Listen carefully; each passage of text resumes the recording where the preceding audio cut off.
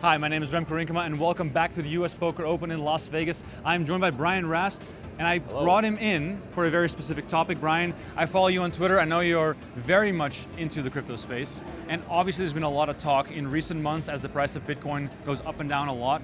What it means for poker, like really though, that is my question. What does the price of Bitcoin mean in the grand scheme of the poker economy?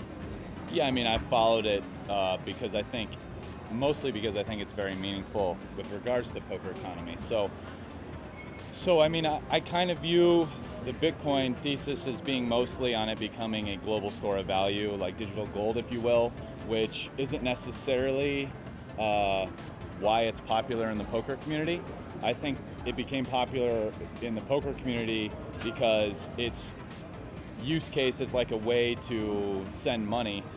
If you think of you traveling all around the world and, you go to one country and another country, just like wiring money, bank to bank, bank to casino, paying the exchange fees, like the transfer fees and all that, it's cumbersome, it takes a long time, and, honestly, after all the fees, it's kind of expensive. So I think that's like really the main reason why poker players are heavily invested in it. So when I saw the rise of cryptocurrencies, I saw a lot of poker players and I heard from a lot of players that they're basically putting a big portion of the net worth into Bitcoin, and that seemed to be paying off, especially in the beginning when prices went through the roof. Yeah. How did you look at it at that point when Bitcoin was rising so fast, and you probably had lots of friends that were basically all in the context of comparing it to how they manage their poker bankroll?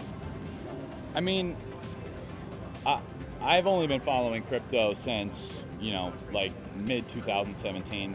So, before that I knew about it, but people had told me things, but I wasn't following it. I've been since like tracking things a little bit more closely. It's obviously gone up a lot in price. So people who, maybe it's not like they were all in. I mean, some people might have gone all in, but a lot of people might have just invested like a decent amount of money, but after something 10x's or 20x's or whatever, I mean, that decent amount of money becomes a significant, maybe very large percent of your net worth. And then you have a decision like, do I stay all in now? Do I like take out some profits? For other people who want a more conservative approach, or take it out to either live or play poker or whatever, they'll take some out. So I mean, that's like a personal financial decision. Talk to me in the sort of grand scheme of Bitcoin.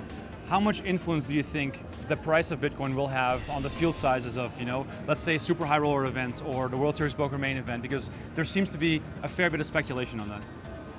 I mean, I think there's definitely an influence, for sure. It's hard to say because the economy's been doing very well, stock market's up, real estate's rebounded, like everything's been doing well since the crash 10 years ago. I feel like in the December 10K WPT, like it was open for rebuys, and basically the entire time you had to wait hours, and I think some of that was crypto, like people willing to buy into a 10K tournament and like rebuy has gone up a decent amount. I think that crypto going up will be really good for the overall amount of money in the poker community. Yeah, I mean, I think there's definitely a correlation. Final question, if the World Series Poker main event rolls around and the Bitcoin price is just around the same value, what's the better lottery ticket in your opinion? One Bitcoin or one main event buy-in? Oh, right now. Well, I mean, lottery ticket, you got to go with the main event, right? You're turning 10,000 into 10 million. Yeah, it's like, what is that, 100, that's 1,000x, right? I mean, Bitcoin is not 1,000xing from here. Oh, so if I'm taking that the right way, play the main event and buy Bitcoin. Brian Rast, thank you so much for joining us. You guys stay tuned to Poker Central for more coverage.